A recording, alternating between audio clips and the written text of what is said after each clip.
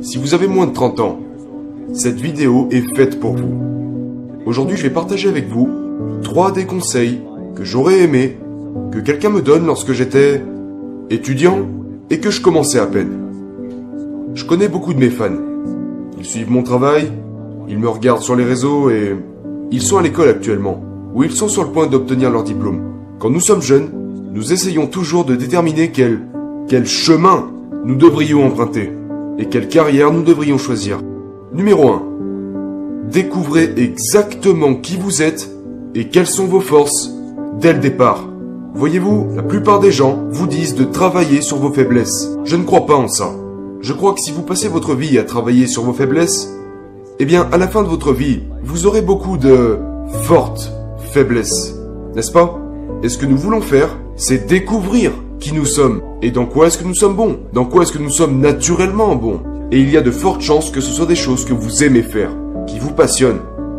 Ensuite, choisissez une ou 2 choses et vous devez y consacrer toute votre énergie. Et vous deviendrez exceptionnellement bon.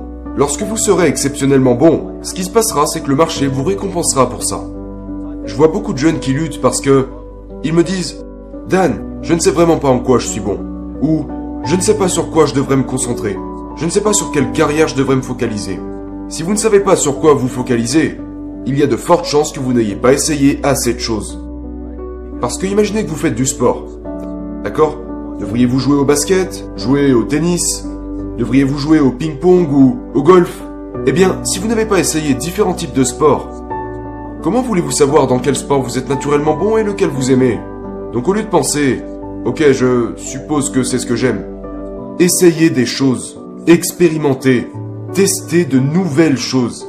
Et une fois que vous aurez essayé suffisamment de nouvelles choses, vous saurez clairement quelles sont les choses qui ne vous intéressent pas et vous reconnaîtrez les choses dans lesquelles vous êtes bon.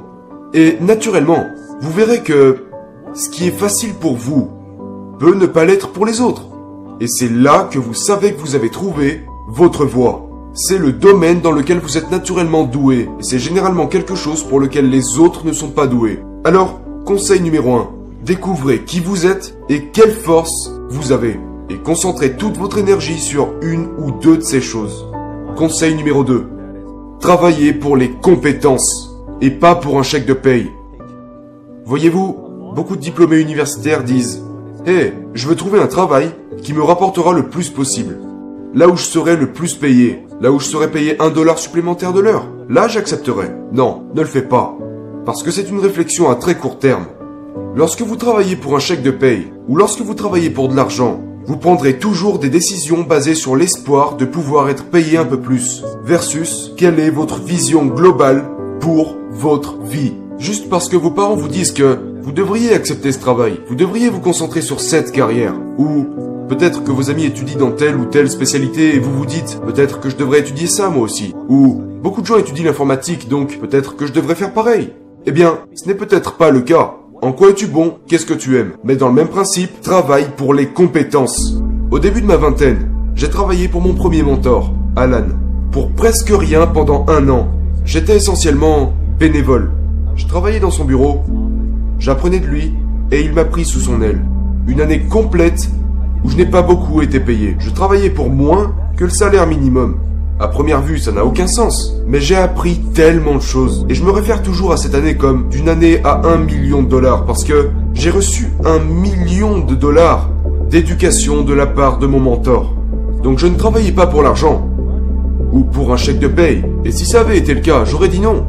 Parce que je travaillais pour le savoir. Je travaillais pour acquérir des compétences que je pourrais utiliser dans le futur. La plupart des gens qui ont des difficultés financières, ils veulent plus de revenus sans compétences. Vous n'avez pas de problème d'argent, vous avez des problèmes de compétences. Parce que le marché est toujours prêt à payer les personnes talentueuses et compétentes. Donc travaillez vos compétences, travaillez pour les compétences. Choisissez une entreprise, choisissez quelqu'un dont vous pourriez tirer quelque chose. Ne travaillez pas seulement pour un salaire, travaillez pour les compétences. Conseil numéro 3, pensez à long terme, pas à court terme. Une des plus grosses erreurs que les jeunes font très régulièrement, que je vois parfois sur les réseaux, même parfois certains d'entre eux avec lesquels j'ai fait affaire, ils ont une mentalité à très court terme. Ils essaient de gagner rapidement de l'argent, ils essaient de devenir riche rapidement. Ils prennent beaucoup de décisions, et je peux le voir, c'est très naïf. Et la raison à cela est qu'ils ne pensent pas à long terme. Ils pensent à la fin du mois, ils pensent à ce trimestre, peut-être que certains d'entre eux pensent à cette année, mais ils ne pensent pas à très long terme. Quand je regarde ce que j'ai fait, les gens disent « Oh, tu as tellement réussi super tôt !» Je leur réponds « Ouais, sauf que ça s'est pas fait du jour au lendemain, ok ?» J'ai travaillé de très nombreuses années pour en arriver là où je suis aujourd'hui. J'ai payé le prix fort très tôt. Quand j'étais jeune, quand j'allais à l'école, les 5 premières années de ma vie, quand tous mes amis allaient boire de l'alcool, faire la fête, courir après les filles et juste passer du bon temps, durant les 5 premières années de ma carrière, je n'ai pas pris un seul jour de congé. J'ai travaillé 12 à 14 heures par jour, chaque jour. Dans la chambre de mon appartement avec ma mère. Je suis resté avec ma mère et je travaillais dans ma chambre. Étudier, travailler, apprendre, c'est tout ce que je faisais. J'ai payé le prix très tôt pendant que tous mes amis profitaient de la vie. Donc vous devez comprendre qu'il y a un prix à payer et que vous devez penser à long terme. Alors ne soyez pas frustrés quand vous regardez ces personnes sur les réseaux sociaux en pensant « Oh, cette personne a ce genre de style de vie et il a réussi, elle a réussi, et ci et ça. » Et puis vous vous dites « Je veux y arriver dans 6 mois, je veux y arriver dans 1 an. » Tu n'y arriveras pas dans 6 mois, tu n'y arriveras pas dans 1 an. Vous devez ajuster vos attentes. Maintenant, ça ne veut pas dire que vous n'avez pas ce sentiment d'urgence. Mais ce que je veux dire, c'est que le moyen infaillible de finir frustré, c'est d'avoir cette attente irréaliste en termes de temps. Alors que vous partez de zéro, vous avez 20 ans, 21 ans, vous avez le temps. La jeunesse est votre plus gros avantage. C'est le plus gros avantage que vous avez. Vous avez l'énergie, vous avez la santé. Prenez votre temps. Jack Ma, d'Alibaba, a un business plan de 102 ans.